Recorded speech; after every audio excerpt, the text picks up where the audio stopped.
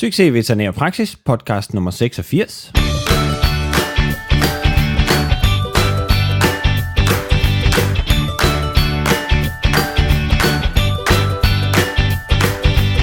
Søren Pejstrup her.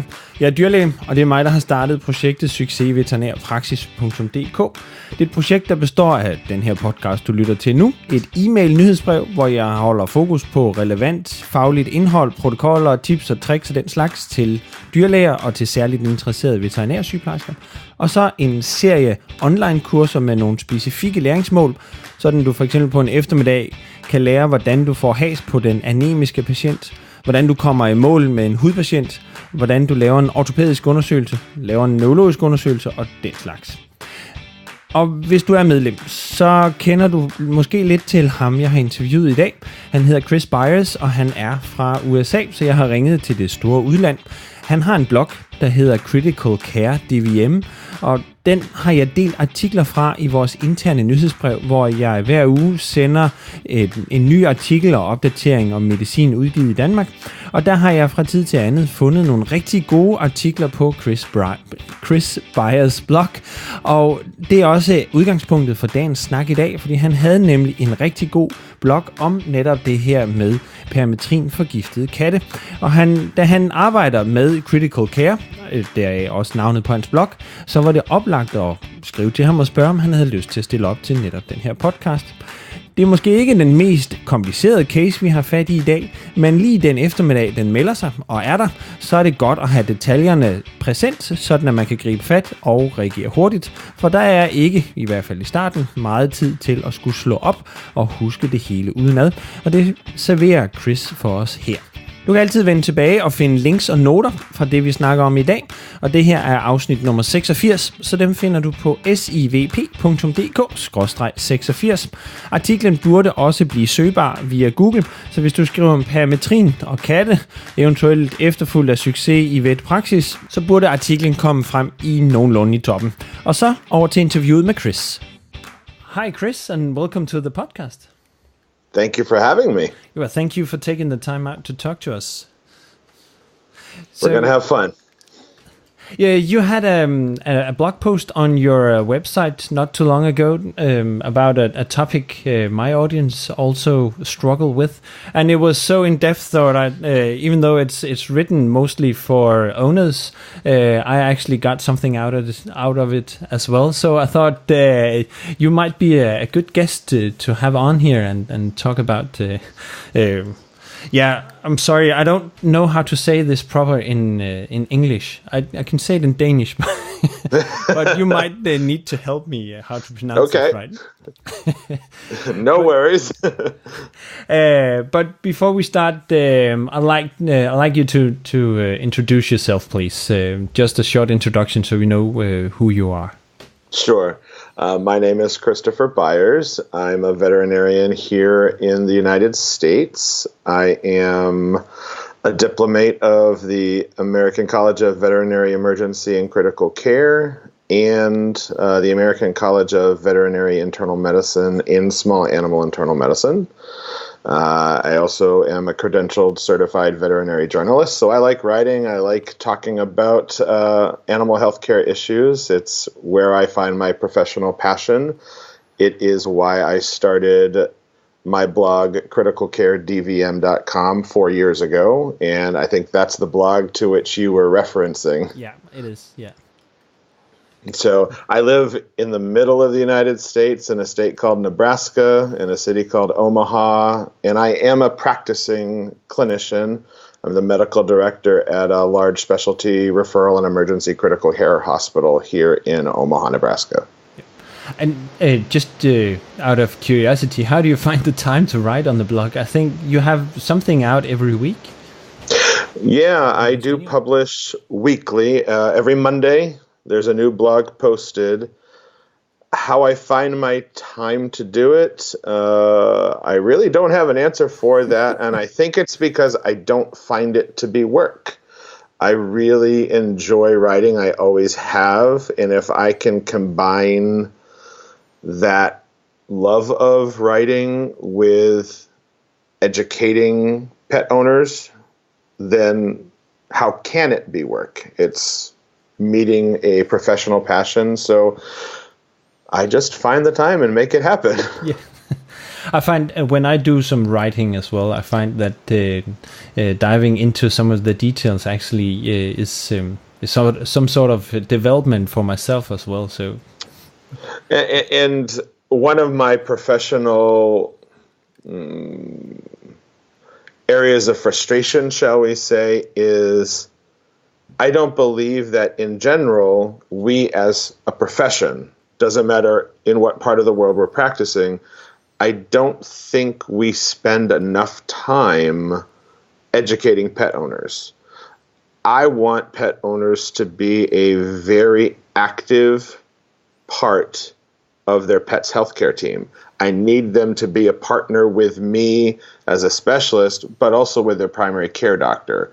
And so those three components, the pet owner, the primary care doctor, and when needed, a board-certified specialist, I call that the triad of care. One part is not more important than the other.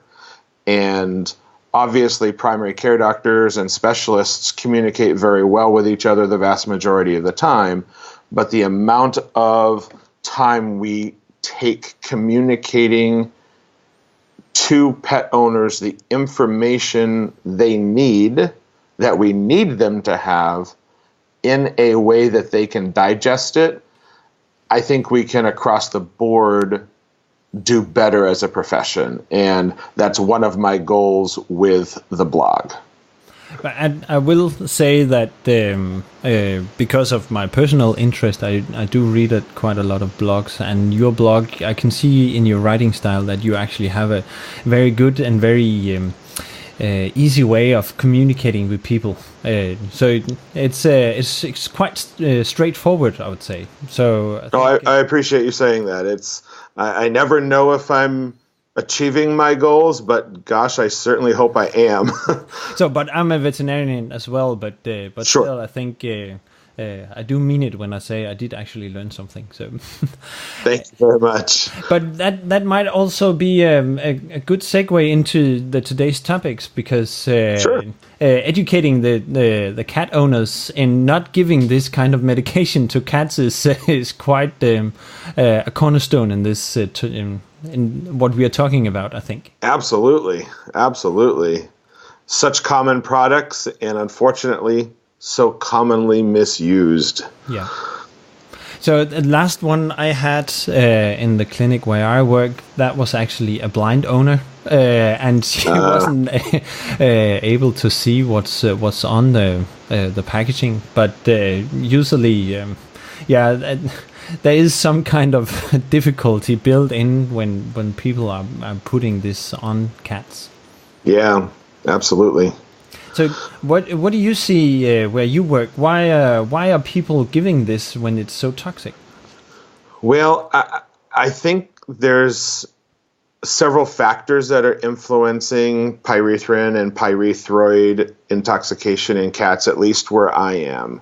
One, I live in a area that is not entirely affluent. All sectors of financial health are represented, and inevitably, you will encounter pet owners that are always looking to save some money whenever they can. Not that they're doing it purposefully to injure or harm their pet, but if they can use a cheaper flea and tick product and they believe that the results are going to be the same compared to the more expensive one, of course, it's human nature that they're going to pick the cheaper one. And that human instinct combined with a lack of education about how dangerous this chemical could be just sets us up for a potential for disaster. In my specific hospital, the number one reason that we see pyrethrin and pyrethroid intoxications in cats is because owners already have a product for their dog and they think that the dog product can be used just as well on their cat. They don't know that the concentration in the dog products is so much higher than what our feline friends can handle, and that's when we run into the problems. Mm-hmm. So I usually tell people to be careful if they have a dog and a cat to give this to the dog, just to be on the safe side. Do you find that that can be a problem? Yeah, I do. So when I'm counseling owners, or when I'm talking to primary care colleagues who need to do the counseling, because let's be honest, in an emergency and critical care facility, in my intensive care unit, I'm not doing the preventative counseling. No. I'm dealing with the actual intoxications and the aftermath of the accidental intoxication. So what I encourage primary care colleagues to tell owners, and what I directly tell pet owners when I have the opportunity, is put in your mind the number 1%. Read a label like they're used to doing for other things, including their own food at the grocery market, and look for 1% or less. If any product contains more than 1% pyrethrin or pyrethroid, it's not for cats. Yeah. And I think the number 1% is really easy to remember. And so that's the number that I really try to emphasize with people. Read your labels like you're always encouraged to do. Make sure that the pyrethrin or pyrethroid concentration is less than 1%. And as you know, most of the products for cats, in terms of their pyrethrin or pyrethroid concentration, are going to be less than 0.2%. Yeah. So here in Denmark, we only have 2 spot-on products. But as I can understand, you have some kind of powder as well, and you have other products and maybe herbicides that contain these products that the cat can get access to. Yeah, unfortunately, or fortunately, depending on which audience you are, we have way too many products out there. And it's basically the result of companies trying to one-up each other, so to speak, and come up with the quote-unquote most effective product at the least cost to the family. Yeah. But cheaper isn't always better. Isn't that the saying? Yeah. And when you get clients in the emergency setting, do you find that they will tell you straight up that's what they have given the cat, or do you have to do some digging, or do you have any tips there? That's a great question. Actually, it's been my experience that pet owners are usually forthcoming with that. I think, at least in my experience, veterinarians, primary care, emergency, or specialty very much know the clinical signs of pyrethrin and pyrethroid intoxication. It's fairly classic. Even if you've never seen one, when you see the cat with a greasy wet spot between its scapula and it is tremoring, whole body, seizures, you pretty much have a very good impression of what happened to this kitty. And because pyrethroids aren't illicit substances, when you simply ask, is there a possibility that you used a spot-on flea and tick preventative, they're usually very forthcoming. Oh, yes, I used this one. Could I see the package? Mm-hmm. Or could you tell me the one that you used? And if they have the package, great. Otherwise, we'll hop right on the internet very quickly and see which one they used. Yeah. It's an accident. You do your best to communicate with the family so they don't feel like you're punishing them, or you don't feel like you're chastising them. And then, of course, again, because it's not an illegal illicit substance, they're not usually unwilling to give you that information. Contrast that to a patient that I helped treat 2 days ago that came in having ingested both marijuana and cocaine. And initially, nobody on the family's side wanted to admit that illicit drugs were even remotely a possibility, because inherently those owners think they're going to call the police, they're going to call the authorities, and I'm going to be arrested. When in reality, you and I know as veterinarians, I don't care about what the cops are going to do. We're not even going to call them. I just need to know what your dog got into. I just need to know what your cat got into so I can help them right now. Yeah. So we've had some cases where people didn't tell us until a couple of days later, or maybe not at all, and we afterwards found out what's happened, and we weren't able to help the patients because we didn't have the whole picture. So, but in this case, what we are talking about today, we can be fairly sure that we'll get some sort of a straight answer, and then we can go on to treating them. Yeah, I mean, we all know that any cat, any sex of cat, any age of cat can be affected by pyrethrin and pyrethroid intoxication. And if you're presented with a cat that is drooling excessively, either has an extremely high or low body temperature, if the family said, oh yeah, he's been vomiting acutely, they're hyperesthetic and hyperexcitable during your examination, their whole body tremoring, the panting cat is a big red flag. Mm-hmm. If they're demonstrating any degree of tachypnea or worse, dyspnea, obviously that's a major red flag. Licking or scratching at the site that may look greasy or oily could be a red flag of that hyperesthesia that some cats experience. So I think as veterinarians, regardless of in which sector you practice, I think the cats come in telling us a lot of information that may not be a definitive diagnosis, but should at least raise those proverbial red flags that tell you, I think I need to have pyrethrin and pyrethroid intoxication on my list of differentials for this acutely ill patient presenting with these clinical signs.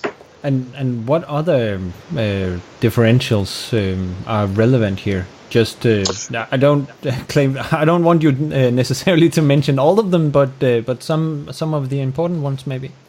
Sure, there are many toxins that could manifest similarly.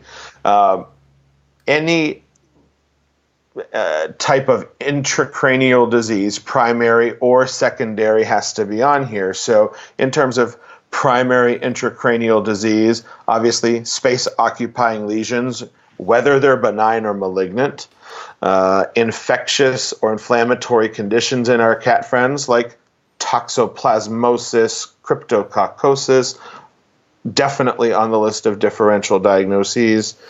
And then you think about secondary issues, hypertensive crises that are causing vascular accidents, whether they're hemorrhagic or cardiovascular diseases that are inducing ischemic vascular accidents. Those all have to be on the list. I'd even say something as atypical in cats as hepatic encephalopathy, potentially induced by, again, toxoplasmosis or feline infectious peritonitis. Any variety of neoplasia would be on that list, but even something as common as hepatic lipidosis and cholangitis, what used to be called cholangiohepatitis. Yeah. So I wanted to talk about a little about the communication with the owner, because that's, as I understand it, pretty much the way we get the diagnosis. But is there anything else that you will start off or that can give us hints here? There's nothing that I can come up with right away that's going to give you hints. What I think is very helpful, and this can apply to any emergency, these owners are scared. These owners, as a result of that fear, can be have their defenses up. Mm-hmm. They can be angry, and your job, my job as a veterinarian, is to break through that wall that they've put up, that wall of fear, those defense mechanisms. And so it sounds weird to say, but one of the first things that I will say, if not the first thing that I will say to parents who present these types of cases to me is, thank you, good job, you did the right thing by bringing your pet in.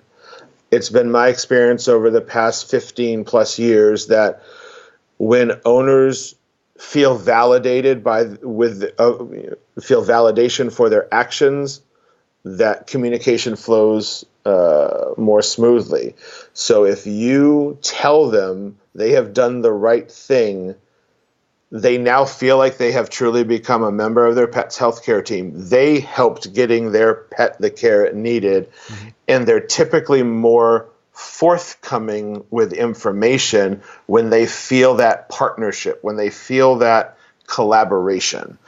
And yeah, that's not anything specific to pyrethroid or pyrethrin intoxication, but I do feel it is a very effective communication method. Validate what they did, praise them for the steps that they took, and then move forward with the questions that you need to get answers to help that pet. Yeah. Is it?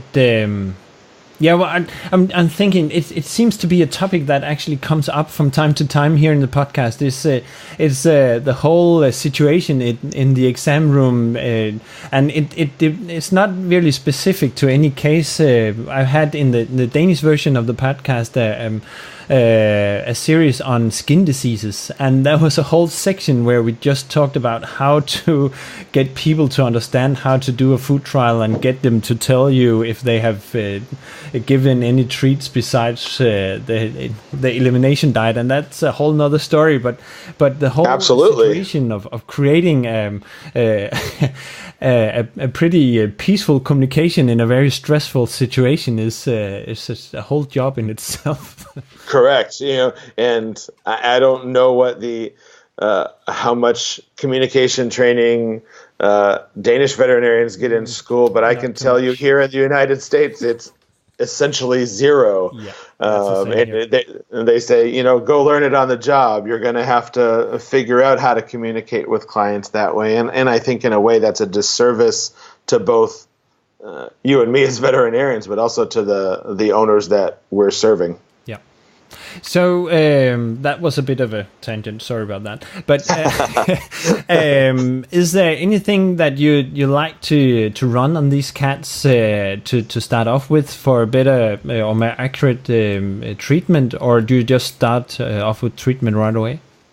I think the first thing to get as the first thing to remember in any emergency patient, and it applies very much to these types of patients, is this is not the scenario where you're going to do a full, complete physical exam initially. Remember to do simply your primary survey, those A's, B's, and C's, airway, breathing, circulation. So you're going to get vital signs because remember, these patients could be profoundly hypothermic or more commonly, at least in my experience, profoundly hyperthermic. Body temperatures greater than, in Fahrenheit, 104.5 or higher is very common because of all that muscle activity, that tremor activity really does elevate body temperature. And what we don't want to see is those high body temperatures sustained for long periods of time because of the secondary effects, for example, on brain tissue, on coagulation factors that could set you up for a secondary coagulopathy. So I really encourage my team and my emergency doctors to focus on the primary survey. Do a really good primary survey. If the patient is not breathing well, then think about, do you need to intubate? So I always, it sounds funny when I talk around the world about respiratory distress, I will always ask the question, what is the first indication for intubation? And unfortunately, nobody really comes up with the answer that I'm looking for until I say it, and then they're like, "Oh yeah, that makes sense." Yeah, to be honest, nothing really important comes to mind. I can think of a couple of situations where I would prefer it, but I'm not sure what I'm supposed to say now.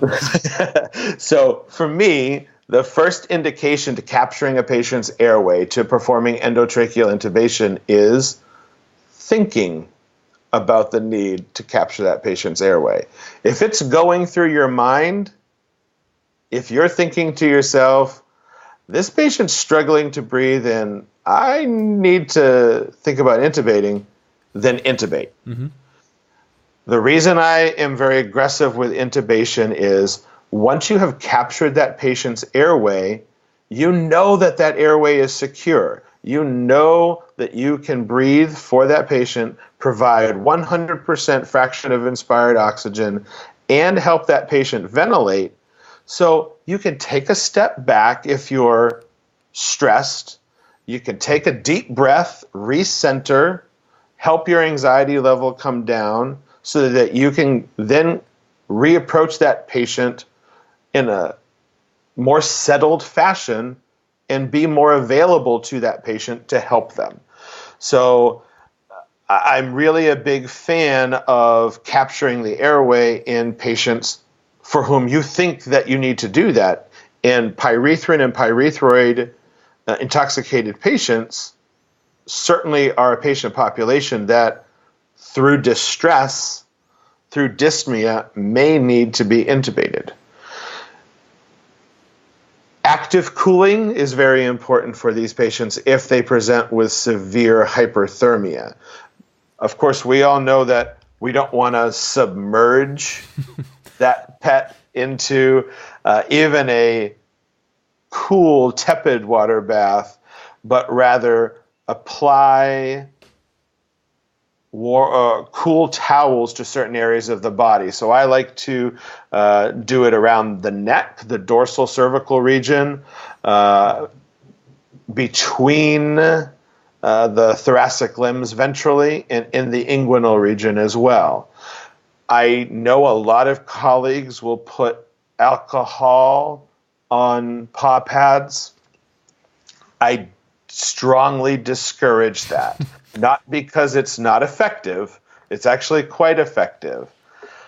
But these patients are at risk for cardiopulmonary arrest. And if they go into cardiopulmonary arrest and they manifest a heart rhythm like ventricular fibrillation, where you need to electrically defibrillate them, you're setting yourself up for a patient on fire with that alcohol and electrical charge. And it sounds weird and maybe funny to think about doing that, but accidents happen. I know specific instances where patients have, quote unquote, caught on fire because of that.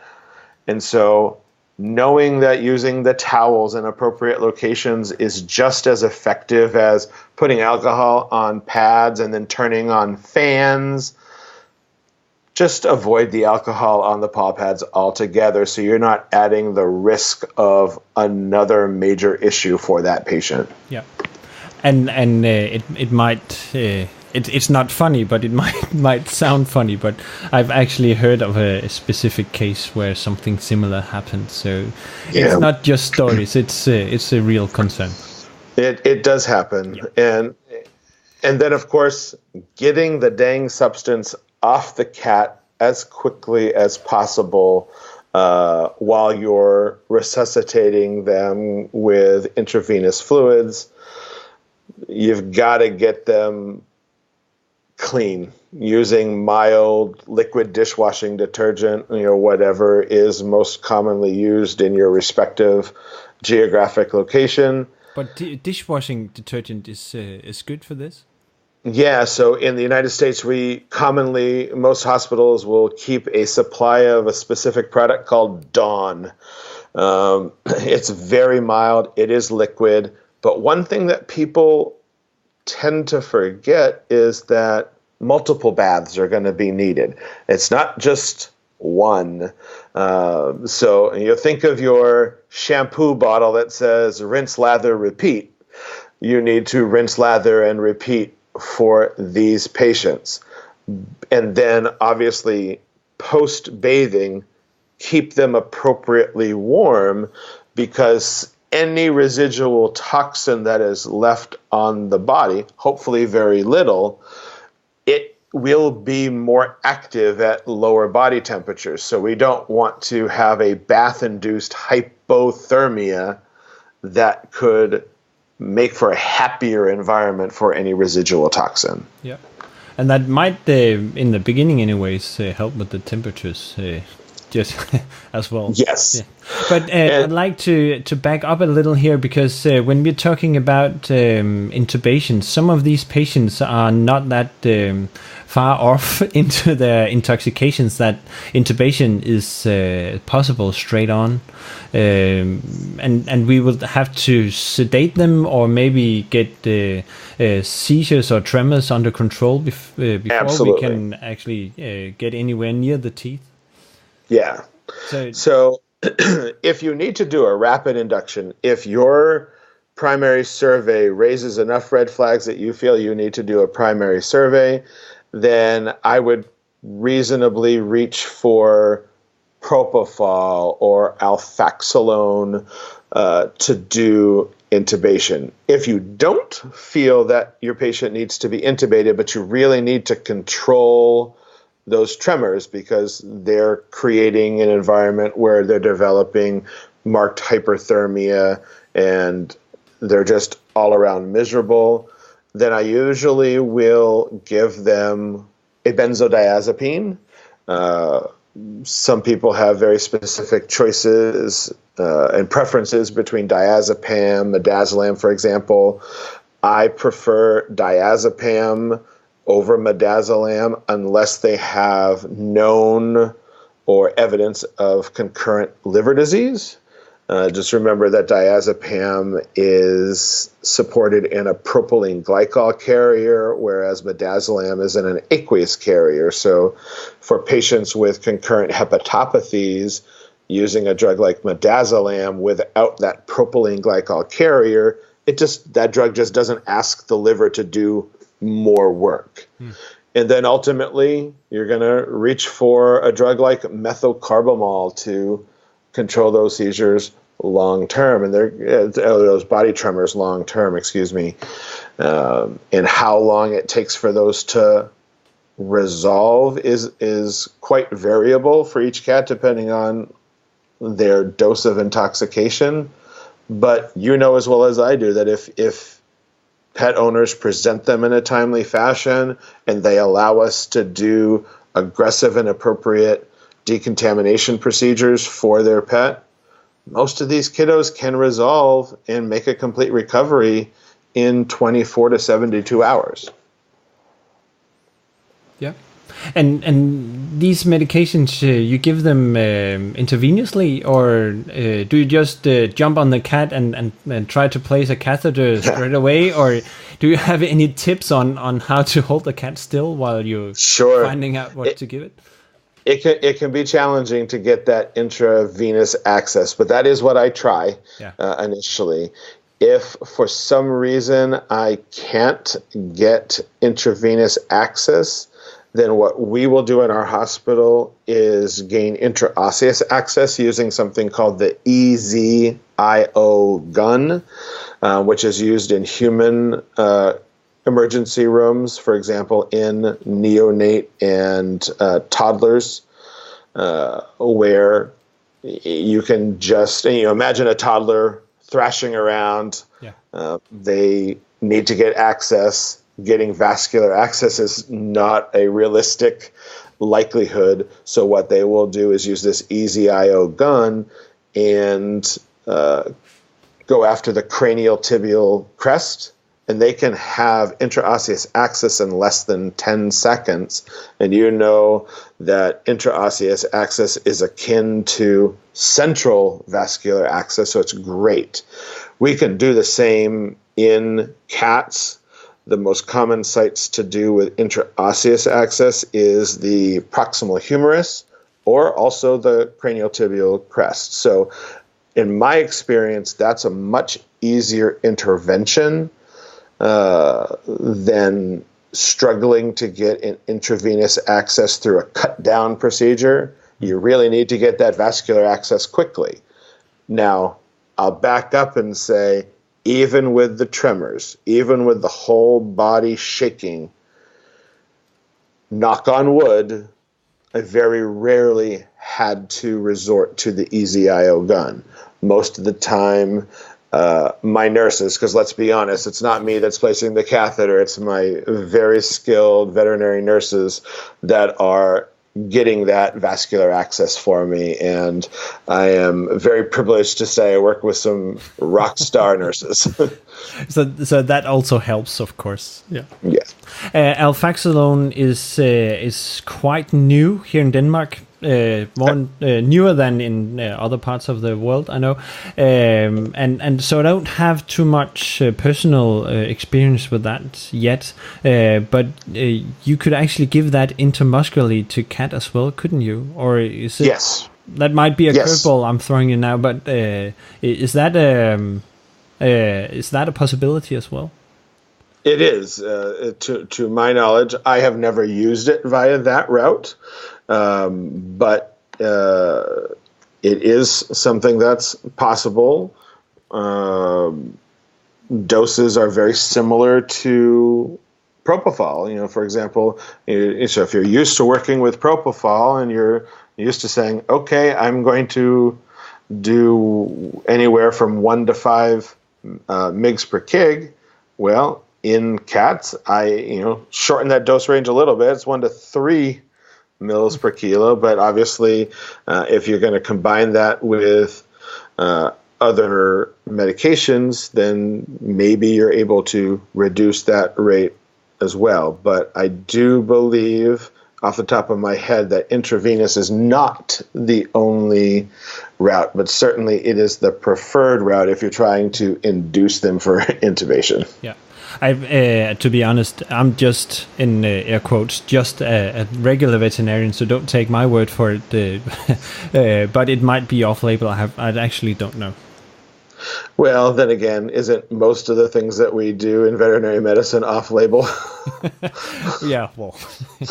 So let's say that we have intravenous access. We have got some medication on board, and we start to see some control of the tremors and the seizures. At what point would you start washing the cat? So if it's tremoring on the table, that might not be a good idea. But at what point is it a good idea to start that, or is it safe? I would say that as soon as you have assessed your patient as being, as soon as you've gotten your initial vital signs, and I do consider blood pressure to be an initial vital sign, just like in a human hospital. So, we use the term TPR, temperature, pulse, respiration. In my hospital, we actually say TPR BP. We really want to emphasize that blood pressure, just like for people, should be an initial vital sign. And the reason for that is if that patient is hypotensive, then you have some algorithms that have to go through your head. Is that patient hypotensive because their preload is compromised, so they don't have enough volume? Or is their blood pressure low because that heart is so shocked that it's not contracting well, and so a reduced contractility is compromising cardiac output? Or is that patient's systemic vascular resistance so reduced that those blood vessels are, for lack of a better way of describing it, flabby, and so there's no tone or not enough tone to them. Essentially, you're deciding, do I need to give volume in the form of boluses of an isotonic crystalloid, or is my volume fine, but my contractility is poor, so I need to think about things like dopamine? Or is my systemic vascular resistance so poor that I need to think about using a vasopressor like higher dose dopamine, dobutamine, or vasopressin? Okay. And so I really want people to embrace the fact that we should be measuring blood pressure.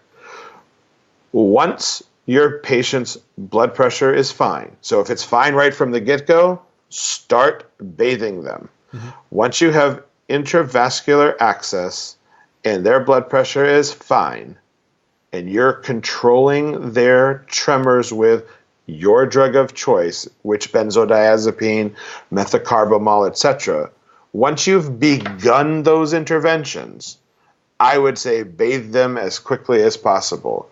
They don't have to be tremor-free to be bathed. And in fact, you may not be able to reach that goal of your patient being tremor-free without doing the bathing.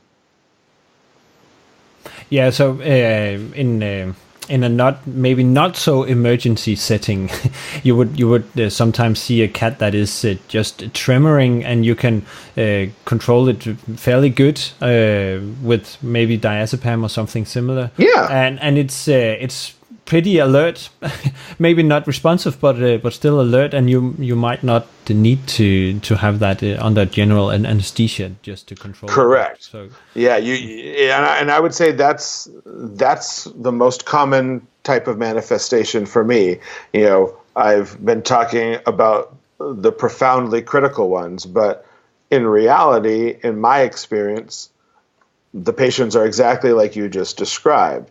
They're coming into us, they have generalized tremors, but they're also talking to us. They're scared. They don't know why their body is not doing what it's telling them to do, and they're meowing and vocalizing. Get the catheter in that patient, get your good set of initial vitals, your TPR BP, make sure that you don't need to do any type of intravenous fluid resuscitation because of hypotension, and then give that patient the benzodiazepine that it deserves, and start that patient on the methocarbamol or similar drug that it deserves. And once you've started those therapies, it's bath time. Yeah. The cat's not going to enjoy the bath time, but it's bath time because that's the major intervention that's going to decontaminate it. Yeah. And then you also mentioned the salivation. What's the correct term in English? The excessive Tylism.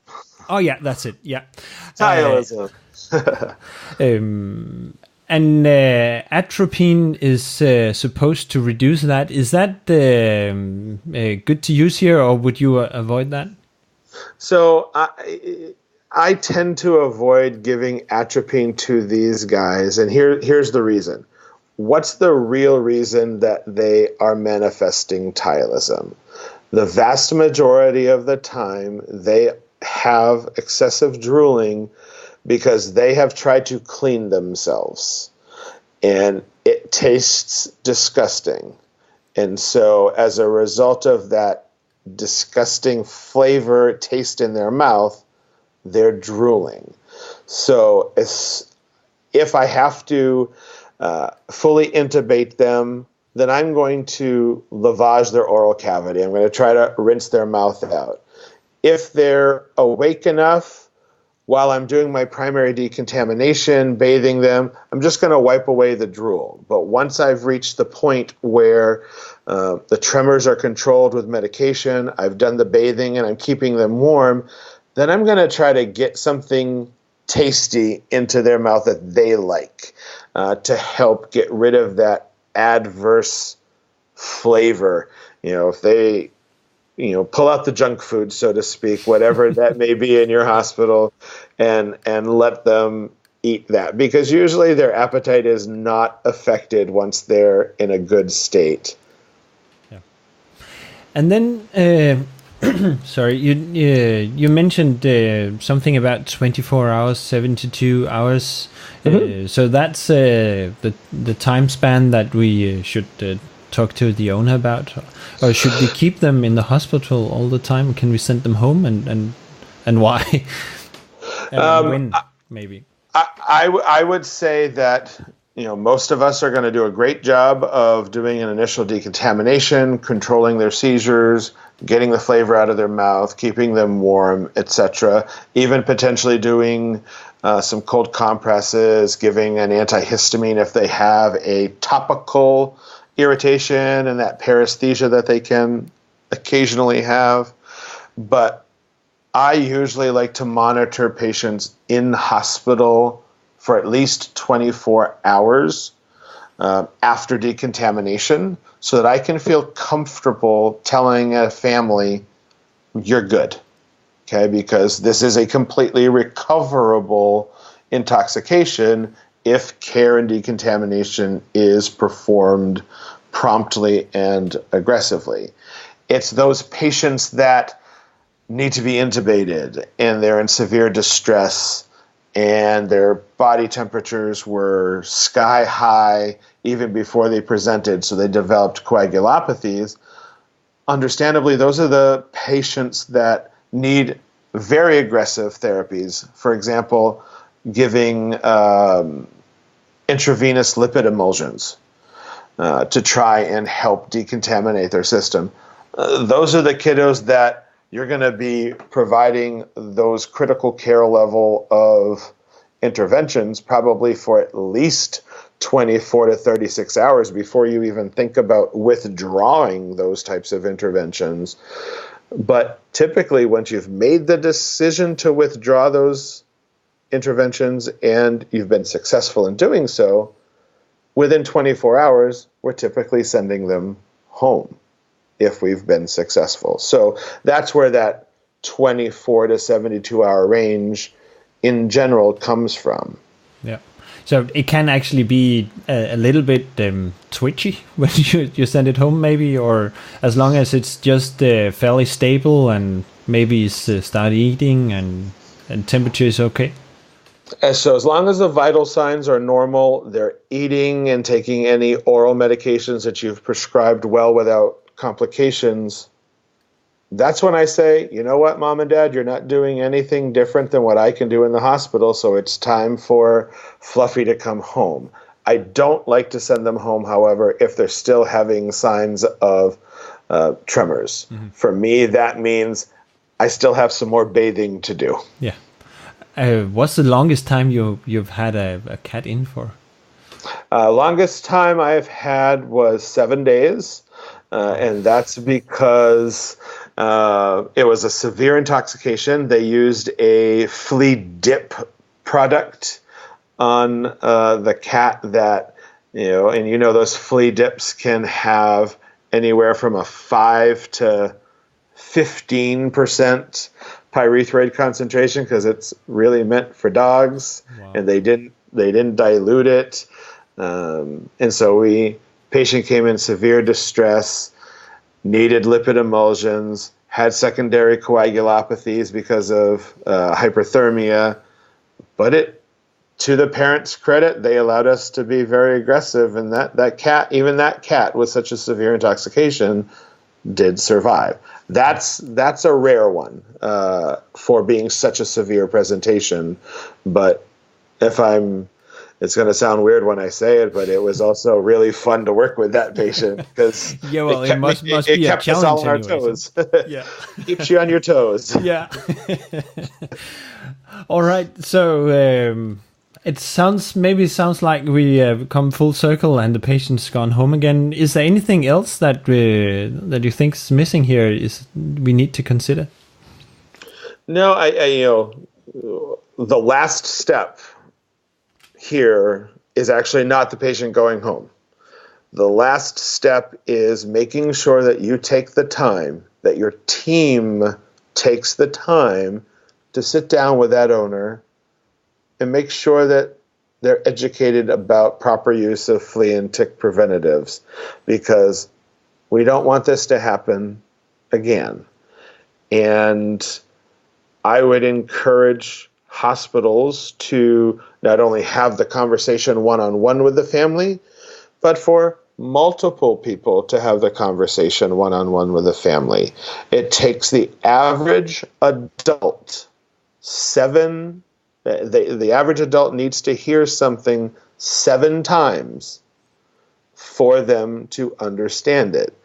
And a lot of times they need to be spoken to at the 3rd to 6th grade primary level to truly understand the information.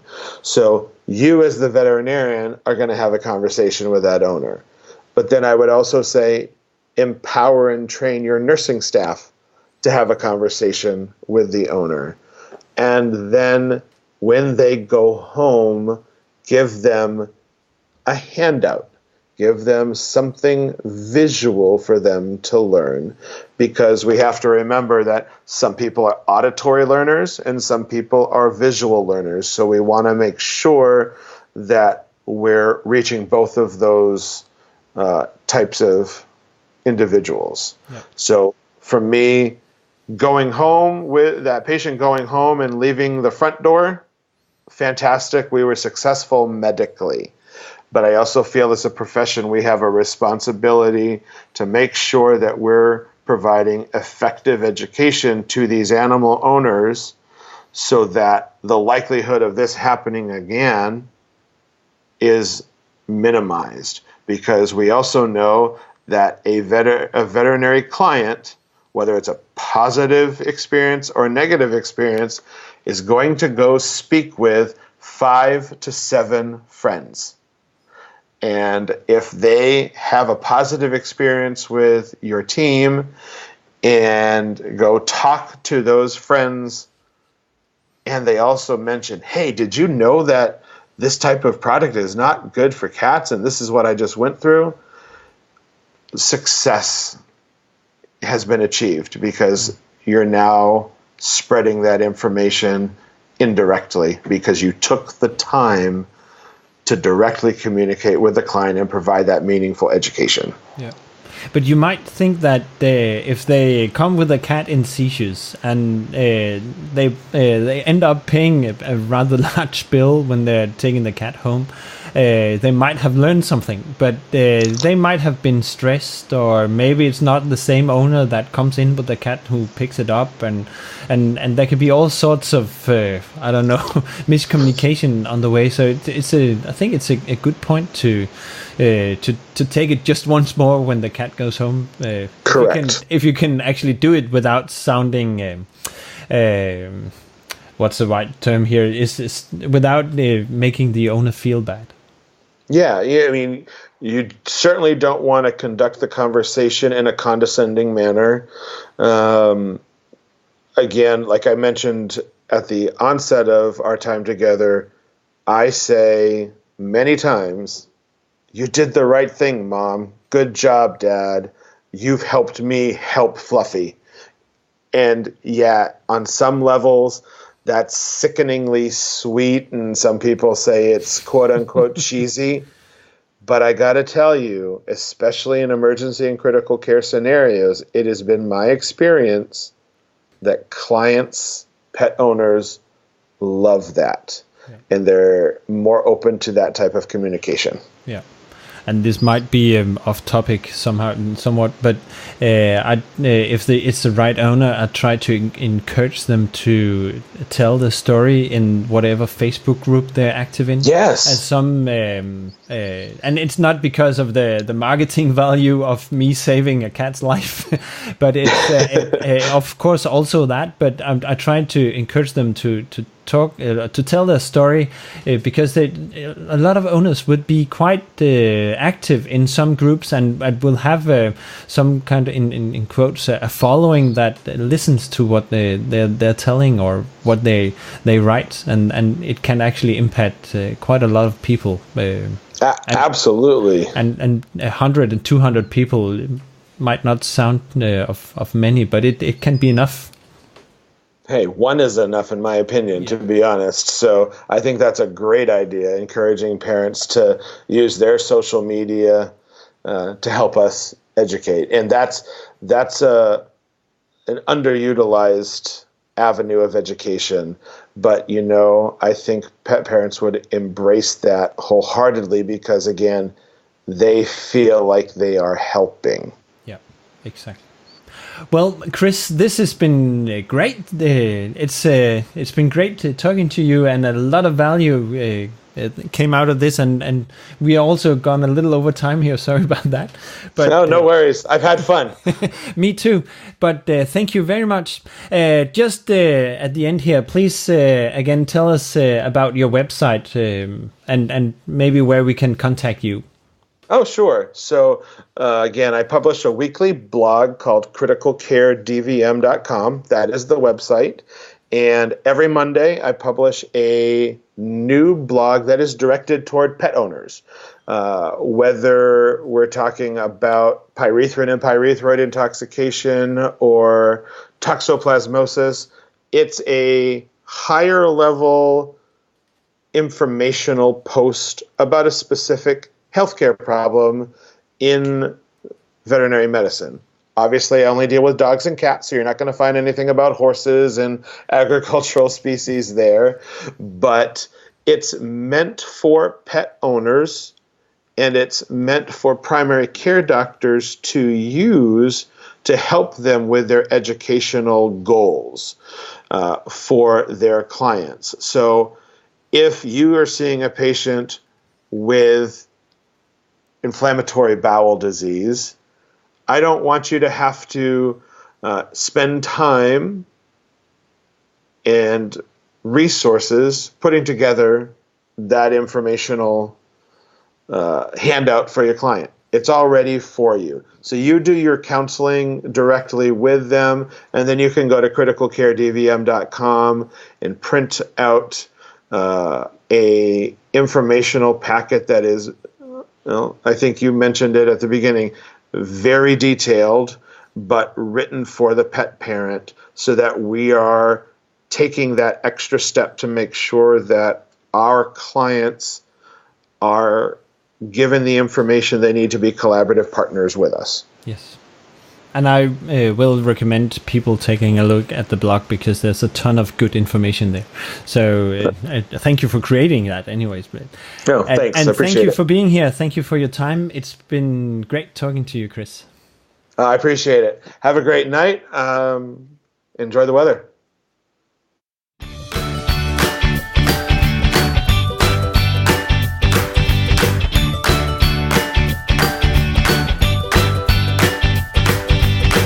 Husk, at du kan finde links og noter til dagens afsnit på SIVP.dk/86. Og hvis du står i situationen med sådan en kat som den her, så burde du også kunne finde den her artikel ved at søge på Permethrin og katte, eventuelt efterfulgt af succes i vetpraksis. Så burde det give et rimelig pænt resultat på Google med den her artikel nogenlunde i toppen. I næste uge skifter vi fuldstændig emne. Der skal vi snakke om hjertemedicin, men det får du mere om på søndag. Tak for i dag.